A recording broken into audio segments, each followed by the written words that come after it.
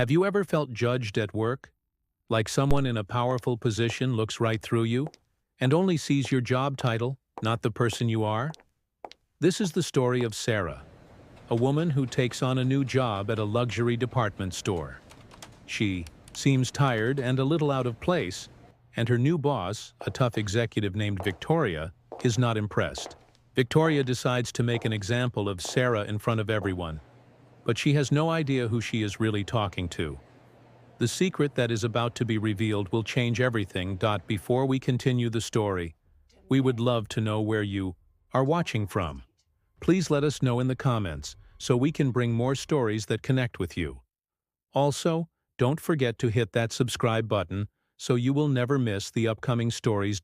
Now, let's dive into the story. The air inside Aurelia, the city's most exclusive department store, felt different. It was quiet, cool, and smelled faintly of expensive perfume. Sunlight streamed through massive windows, glinting off glass counters and sparkling jewelry. The customers here didn't rush. They glided. The employees didn't just serve. They performed. And then there was Sarah. To anyone watching, she looked like a fish out of water. She was in the store's standard black uniform, but it looked a little worn, a little tired. Her hair was tied back neatly, but you could see the faint lines of exhaustion on her face. For the past 3 days, she had been working as a new sales associate in the high-end accessories department. She was polite, she was quiet, and she mostly kept to herself, learning the ropes.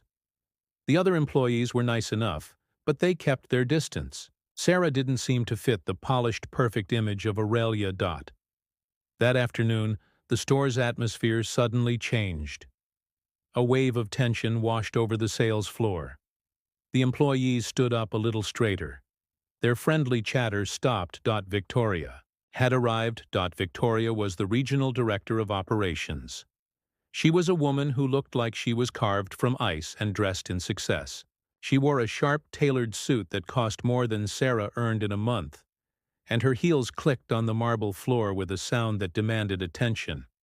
She never smiled. Her job was to enforce the Aurelia standard, and she did it without mercy.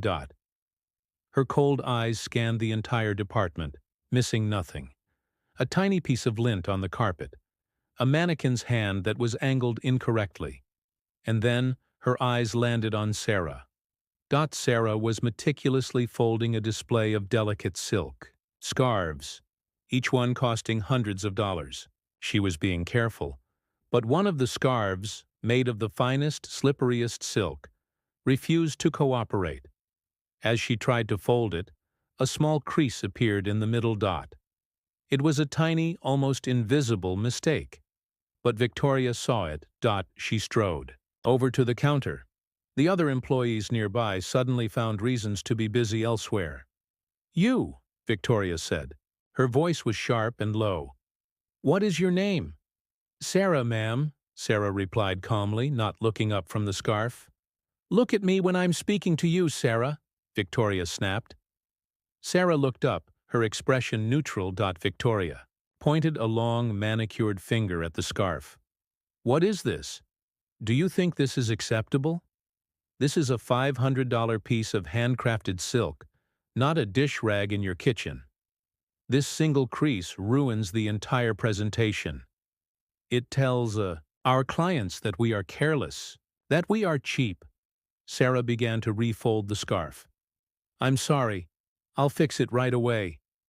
"No, you won't," Victoria said, snatching the scarf from her.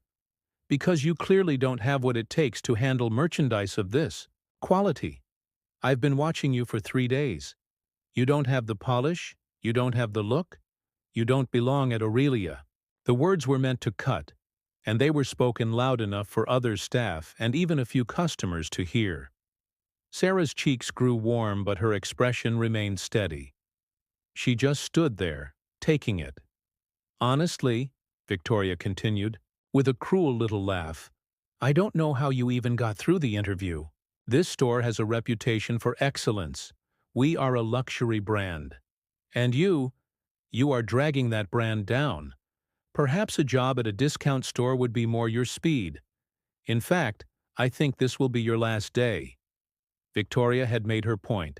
She had publicly humiliated the new girl, and in her mind, she had reinforced the Aurelia standard. She was about to turn and walk away when a calm, quiet voice spoke up from behind her. "I think the presentation looks wonderful." Victoria turned around, annoyed at being interrupted. She saw a man in simple jeans and a plain gray sweater. He looked like any other ordinary customer, and she immediately dismissed him. "I'm sorry, sir," Victoria said in a fake sweet voice. "This is an internal staff matter." The man smiled gently. He stepped forward closer to the counter. He looked right past Victoria and spoke directly to Sarah. "Ms. Jenkins," he said, his tone respectful, "your preliminary assessment of this branch, in your own words." Victoria froze. Her mind raced. Miss Jenkins? Assessment? Why was this ordinary customer talking to the new girl like she was someone important? Sarah finally broke her silence. Her voice was no longer that of a nervous new employee. It was clear, confident, and professional. "My preliminary assessment, Mr. Bennett," she said, "is that the frontline staff are dedicated and hardworking. However, the management culture seems to be built on fear, not respect. It is a toxic environment that is likely causing high employee turnover and low morale." Victoria's face went pale. "Mr. Bennett, James Bennett, the CEO and founder of the entire Aurelia chain. He wasn't supposed to be here. He was supposed to be in Europe. Mr. Bennett nodded slowly, his eyes still on Sarah. "Thank you, Sarah. That confirms what we've been seeing in the numbers." He then turned his gaze to Victoria, and his gentle smile was gone. "Victoria," he said, his voice now cold as steel, "let me introduce you properly. This is Sarah Jenkins. She is not a new hire. She is the head of our company's store-level integrity initiative. Her job is to work undercover in our stores to find out what is really going on. She reports directly to me." Victoria looked like she had been turned to stone. She opened her mouth, but no words came out. Mr. Bennett continued. "She was sent to this store because we have the worst employee satisfaction rate in the entire country right here. And in just 10 minutes, you have shown her exactly why. You spoke about our brand. You seem to think our brand is about expensive scarves and perfect displays. You are wrong. Our brand is about our people. And you just threatened, insulted, and humiliated an employee, in public, for a tiny, insignificant crease in a piece of fabric." He paused, letting the weight of his words sink in. "You told her she doesn't belong at Aurelia. I agree. Someone here does not belong at Aurelia, but it isn't her." The silence on the sales floor was absolute. All the other employees were watching, their expressions a mix of shock and relief. Victoria finally found her voice, stammering, "Mr. Bennett, I was just trying to maintain standards." "Your standards are the problem, Victoria," he said, his voice final. "My office. Now." Victoria, who had been so powerful and fearsome just moments before, now looked small and defeated. She simply nodded and walked silently towards the back offices. Mr. Bennett then turned to the rest of the staff. He smiled a genuine, warm smile. "Everyone," he said, his voice kind, "please know that we value you. You are the heart of this company. Things are going to change for the better. I promise." He gave a small, respectful nod to Sarah. Her mission was complete. She had exposed the truth, not with anger or revenge, but with quiet strength and dignity. And in doing so, she had brought hope back to the people who needed it most.